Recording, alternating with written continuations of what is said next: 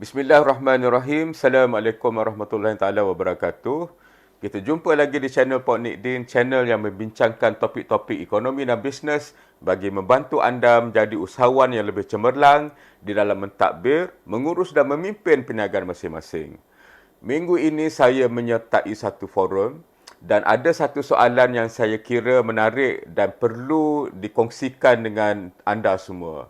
Ada seorang yang bertanya, bagaimana dia nak mengadakan masa supaya dia dapat belajar ilmu-ilmu baru, supaya dia dapat memperluaskan pengetahuannya dan supaya dia dapat menjadi orang yang lebih cemerlang di dalam kerja yang dilakukannya.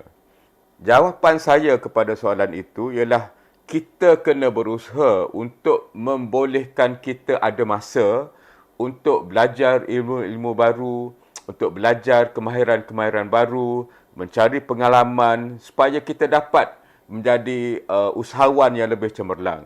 Namun, untuk mendapatkan masa, kita perlu memperkukuhkan ahli pasukan kita dahulu.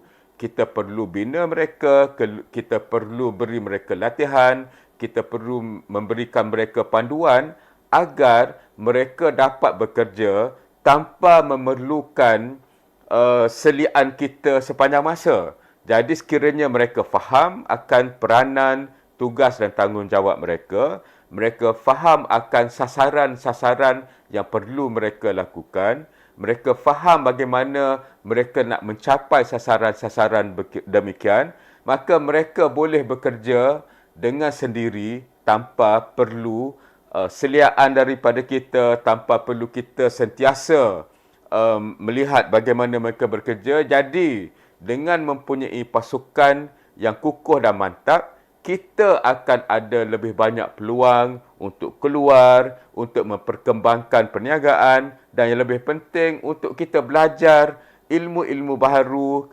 mencari kemahiran-kemahiran baru, tengok sekiranya kita dapat pengalaman baru dan ini semua akan membantu kita untuk menjadi pemimpin yang lebih baik, pengurus yang lebih baik, pentadbir yang lebih baik dan ini semua akan membawa manfaat kepada perniagaan kita. Jadi jangan takut untuk kita melabur di dalam ahli-ahli pasukan kita, kemudian kita kena perjelaskan ruang yang mana mereka boleh membuat keputusan tanpa merujuk pada kita. Di dalam masa yang sama, kita pun kena bersedialah sekiranya mereka membuat kesilapan ataupun kesalahan. Tapi yang pentingnya, kita kena jelaskan kepada mereka di mana mereka boleh buat silap dan di mana mereka tidak boleh buat silap langsung. Saya biasanya menggunakan perumpamaan sebuah perahu. Apabila kita bersama dengan ahli pasukan kita dan apabila mereka membuat kesilapan, kita boleh umpamakan kesilapan itu ialah menebuk lubang di dalam perahu itu. Yang pentingnya lubang itu mestilah di atas permukaan air. Jadi sekiranya tebukan berlaku di situ, kita boleh tutup. Tapi sekiranya mereka menebuk di bawah permukaan air, air akan masuk ke dalam perahu dan semua kita akan tenggelam sama.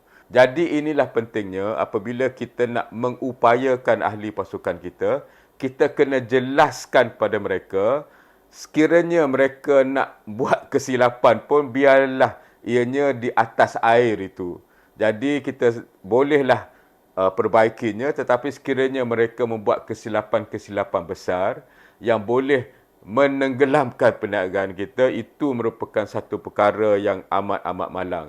Jadi untuk membolehkan kita keluar, menambah ilmu, menambah pengalaman, menambah kemahiran, kita kena pastikan pasukan yang menjalankan kerja-kerja kita benar-benar mantap, benar-benar dilatih, tahu arah tuju mereka, tahu peranan mereka dan sekiranya ada kesilapan, ianya tidak menyebabkan perniagaan yang kita bina ini hancur bersama dengan kesilapan itu.